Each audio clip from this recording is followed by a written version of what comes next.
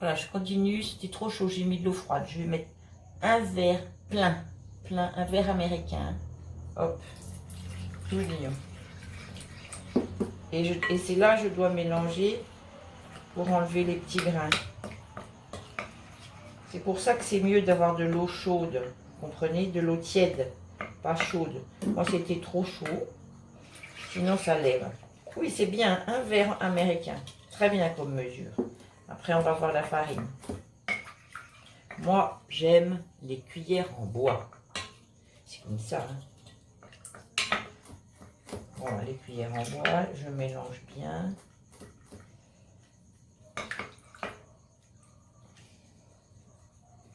Alors, je mélange très bien parce que sinon, après, je ne sais pas pourquoi. Ma mère, elle achetait chez le boulanger de la levure fraîche. Et la levure fraîche, elle fondait, elle se dissolvait avec le sel. Seulement avec le sel. Alors, elle faisait une crème. Mais celle-là, non, il faut la mélanger. Voilà, donc parfait. Je jette ma farine tamisée. Hop.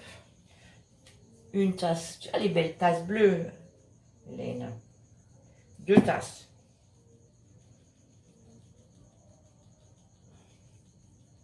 C'est depuis les crêpes, je tamise tout. Il y a toujours quelque chose qui reste. Crac. 1.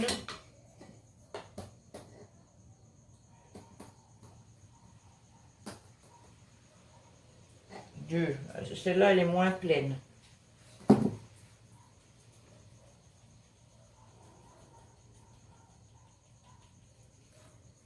Pronto. Já vai. Tá vendo? Ficou líquido. Mas já vai pegar.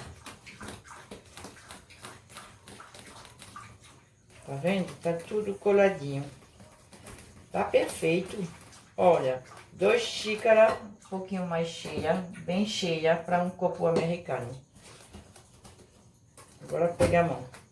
Bom, eu vou botar, hoje eu tenho, j'ai des herbes de Provence que j'ai reçues de mon ami. Alors, je mets des herbes de Provence et de l'origan parce que j'aime ça. J'ai déjà mis le sel et un peu d'huile d'olive. Aussi, un peu d'huile d'olive.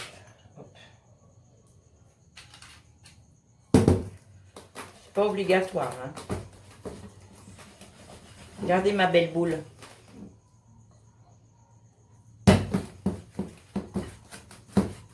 Voilà, elle est un peu collante. Je vais mettre encore un peu de farine avant de mettre la main. Pronto. Et on y va. Vous voyez, ça colle encore un peu. Et elle est toute tiède, la pâte. Alors, je prends sur le bord. Parfait. J'arrête et je vais malaxer. Si c'est nécessaire, vous prenez un peu de farine dans la main ou dans le pot. Et on y va. Pronto. J'arrête et je reprends après. Je ferai mes petites boules. Voilà, ça fait à peu près 5 minutes. Un peu moins. 3-4 minutes, malaxer. De temps en temps, vous pouvez mettre un petit peu de farine sur les mains ou dans le plat. Je retourne. Pronto. Après, je vais faire 2 petites boules. Hop. Et je vais laisser dans des plats séparés un peu de farine dans le fond. Je vais mettre dans un bol. Voilà, en plat séparé. Bon, pour l'instant, je vais mettre là la farine. Un peu de farine. Hop. Et moi, avec cette quantité, on peut en faire 3.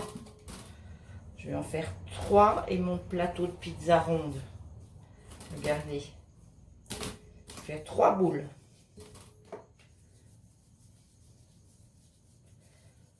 Alors vous pouvez en faire 2 grosses ou 3 fines. Tá vendo?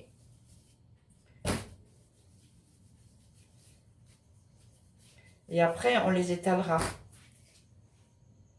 Pronto, 25 minutos, 30 minutos. Ó, bem redondinha a bolinha. Bom, j'ai pas mis beaucoup de farine, ça va. Hop. E a gente vai malassar pouquinho de novo. Um pouquinho de farinha. Pronto, ela vai ser ótima para étaler. Moi, j'ai pas de rouleau, j'ai une bouteille. Chez ma mère aussi, il y avait une bouteille. Hop, on étale.